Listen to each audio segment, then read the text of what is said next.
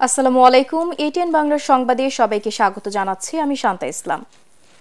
দেশের ৫৯ জেলায় ডিসি নিয়োগ বাতিলের দাবিতে আজও কর্মসূচি পালন করছেন উপসচিবরা। এ কারণে নতুন ডিসিদের সাথে মন্ত্রিপরিষদ সচিবের পূর্ব নির্ধারিত পরিচিত পর্ব বাতিল করা হয়েছে। এর আগে প্রথমে ২৫ ও পরে ৩৪ জেলায় নতুন ডিসি নিয়োগ দিয়ে প্রজ্ঞাপন জারি করে সরকার।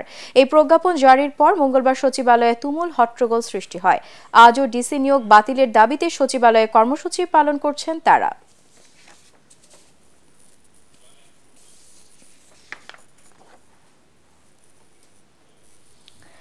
এই মুহূর্তে সচিবালয়ে আছেন আমাদের সহকর্মী মাহবুব কবির চপল। আমরা সরাসরি চলে যাচ্ছি তার কাছে।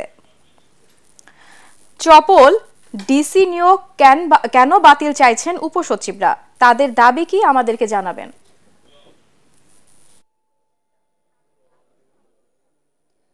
শান্তা, গতকাল থেকেই তারা আসলে সচিবালয়ে এসেছেন। তারা যেটি বলছেন যে ৫৯ জনকে নিয়োগ দেওয়া হয়েছে, প্রজ্ঞাপন দেওয়া হয়েছে, আসলে তাদের অনেকের বিরুদ্ধে অভিযোগ রয়েছে এবং দলীয় কর্মকাণ্ডের সাথে জড়িত থাকবার অভিযোগ আছে। আমরা এখন বঞ্চিতদের মধ্যে একজন, যিনি উপসচিব এখন ২৫ বিসিএস কর্মকর্তা নুরুল হাফিজ, তার সাথে কথা বলতে চাই।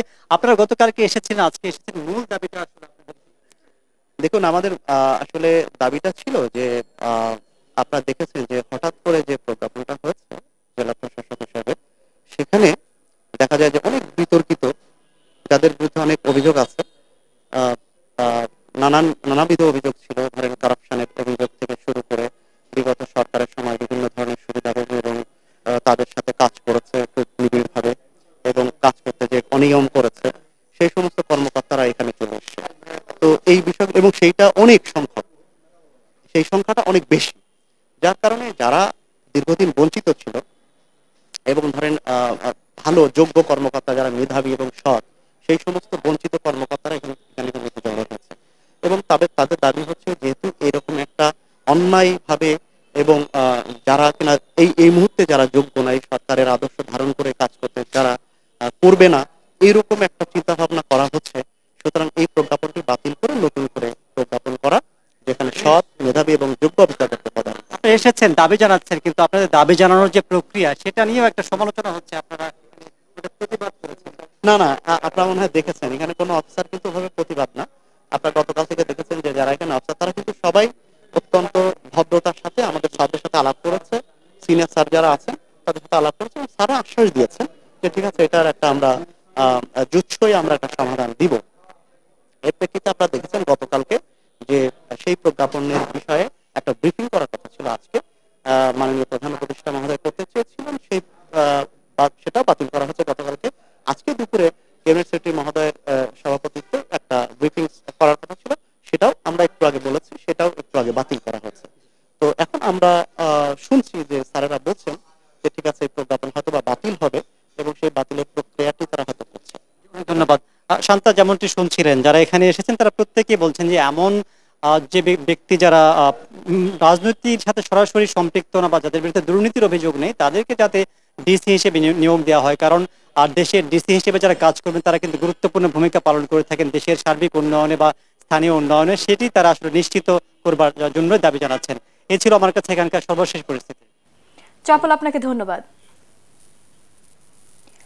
বিএনপি মহাসচিব মির্জা ফখরুল ইসলাম আলমগীরের সাথে বৈঠক করেছেন বাংলাদেশ অস্ট্রেলিয়ার হাই কমিশনারে নারাদিয়া সিম্পসন। চেয়ারপারসনের গুলশান কার্যালয়ে বৈঠকে দুদেশের স্বার্থ সংশ্লিষ্ট নানা বিষয় নিয়ে আলোচনা হয়।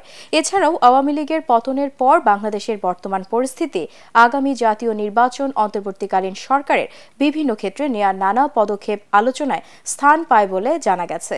বিএনপির স্থায়ী কমিটির সদস্য আমির খসরু মাহমুদ চৌধুরী, আন্তর্জাতিক বিষয়ক কমিটির সদস্য শামা ওবায়েদ এই সময় উপস্থিত ছিলেন। অস্ট্রেলিয়ার হাই কমিশনের deputy head of mission Clinton পোপকে ও প্রথম সচিব লারা অ্যাডামাস বৈঠকে অংশ নেন।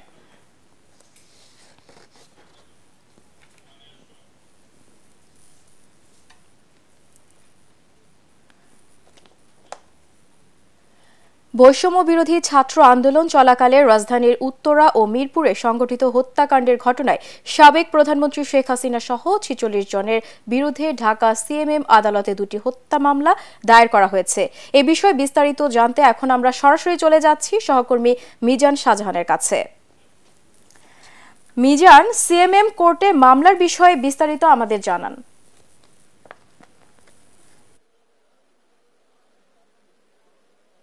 শান্তা, আপনাকে ধন্যবাদ। সাবেক প্রধানমন্ত্রী শেখ হাসিনা এবং আওয়ামী লীগ সাধারণ সম্পাদক ওবায়দুল কাদের সহ ৪৬ জনকে আসামি করে উত্তরা পূর্ব থানার একটি হত্যাকাণ্ডের মামলায় এখানে আজকে সিএমএম কোর্টে মামলা হয়েছে। আরেকটি মামলা হয়েছে মিরপুর মডেল থানার, সেটিও হত্যা মামলা। প্রথম মামলাটিতে আসামি করা হয়েছে শেখ হাসিনা সহ ৪৬ জনকে এবং দ্বিতীয় মামলাটিতে আসামি করা হয়েছে শেখ হাসিনা সহ ২৭ জনকে। প্রথম মামলার বিবরণে আমরা জানতে পেরেছি যে বৈষম্য বিরোধী ছাত্র আন্দোলন চলাকালে উত্তরায় সালামবাবু নামে একজন অটো চালককে পিটিয়ে হত্যা করা হয়। আজকের এই মামলায় সালামবাবুর বাবা তোফাজ্জল হোসেন বাদী হয়ে তিনি অভিযোগ করেছেন যে শেখ হাসিনার নির্দেশে ওবায়দুল কাদেরদের প্রত্যক্ষ ইন্ধনে স্থানীয় আওয়ামী লীগের নেতাকর্মীরা সেখানে সালামবাবুকে পিটিয়ে হত্যা করেছেন। তাই তারা আজকে আদালতে এই একটি হত্যা মামলা দায়ের করেছেন। সে মামলায় তিনি আসামিদের বিরুদ্ধে গ্রেপ্তারি পরোয়ানা জারির আবেদন জানিয়েছেন। আদালতের বিচারক ফারজানা শাকিলা মামলাটি আমলে নিয়ে উত্তরা পূর্ব থানাকে এফআইআর হিসাবে মামলাটি গ্রহণ করার জন্য নির্দেশ দিয়েছেন। অপর যে মামলাটি মিরপুর মডেল থানায় হয়েছে, সেটিও বৈষম্য বিরোধী ছাত্র আন্দোলন চলার সময় একজন ব্যবসায়ী সেলিম আলী শেখ, তাকেও সেখানে হত্যা করা হয়। সেই মামলায় সেলিম শেখের বন্ধু মামুন বাদী হয়েছেন। তিনি অভিযোগ করেছেন যে শেখ হাসিনার নির্দেশে আওয়ামী লীগের নেতাকর্মীরা সেলিম শেখকে নির্মমভাবে হত্যা করা হয় এবং তাকে আহত করার পরে যাতে হাসপাতালে নেওয়া না যায় সেজন্য তাকে সেখানে বাধা সৃষ্টি করা হয়েছিল। এই কারণে ঘটনাস্থলেই তার মৃত্যু হয়। এই মামলায়ও শেখ হাসিনাকে বিরুদ্ধে গ্রেপ্তারি পরোয়ানা জারি করার জন্য আবেদন করা হয়েছে। সেই আদালতের বিচারক মেহেদি হাসান ঘটনাটির শুনানি শেষে তিনিও সংশ্লিষ্ট থানাকে মামলাটি এফআইআর হিসাবে গ্রহণ করার জন্য নির্দেশ দিয়েছেন এবং সংশ্লিষ্ট থানাকে ২ জন তদন্তকারী কর্মকর্তা নিয়োগের জন্য নির্দেশ দেওয়া হয়েছে। তদন্তকারী কর্মকর্তারা তদন্ত শেষে আদালতে প্রতিবেদন দিলে সে আলোকে আদালত পরবর্তী তারিখে এই মামলার বিষয়ে বিস্তারিত জানাবেন। শান্তা, এই হচ্ছে সিএমএম কোর্টে আমার কাছে এখন পর্যন্ত সবশেষ খবর। মিজান, আপনাকে ধন্যবাদ। Titas gas transmission and distribution পিএলসির ব্যবস্থাপনা পরিচালক শাহনেওয়াজ পারভেজের পদত্যাগের দাবিতে মানববন্ধন ও সমাবেশ করেছেন প্রতিষ্ঠানের কর্মকর্তা কর্মচারীরা। তাদের দাবি, বিগত সরকারের সাবেক খনিজ বিদ্যুৎ ও জ্বালানি প্রতিমন্ত্রীর এজেন্ডা বাস্তবায়নে পদায়ন করা হয় শাহনেওয়াজ পারভেজকে। সমাবেশে তারা বলেন, নিয়ম বহির্ভূতভাবে এমডি নিয়োগ সহ পেট্রোবাংলার অযাচিত ও স্বার্থান্বেষী মহলের হস্তক্ষেপে তিতাসে দুর্নীতি ও অদক্ষতা বেড়েছে। এ সময় তাদের উপর চালানো হামলার তীব্র নিন্দা জানিয়ে তিতাস গ্যাসের সিনিয়র জিএমদের মধ্যে থেকে ব্যবস্থাপনা পরিচালক নিয়োগের দাবি জানান তারা।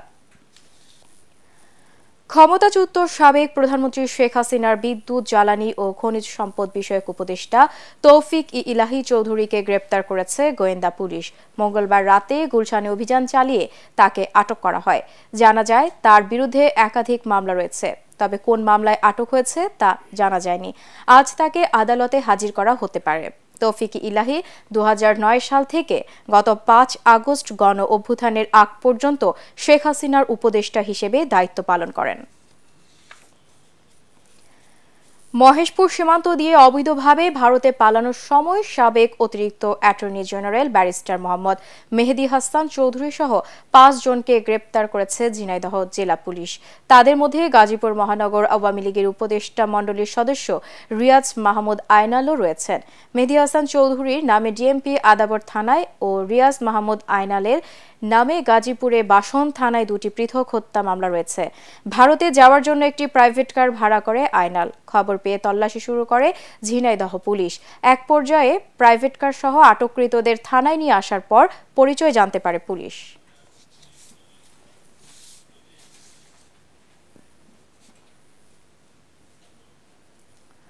পরবর্তী সংবাদ দেখার আমন্ত্রণ জানিয়ে এখনকার মতো শেষ করছি। এটিএন বাংলা সংবাদ ইউটিউবে দেখতে ব্রাউজ করুন youtube/ATN Bangla News। ধন্যবাদ।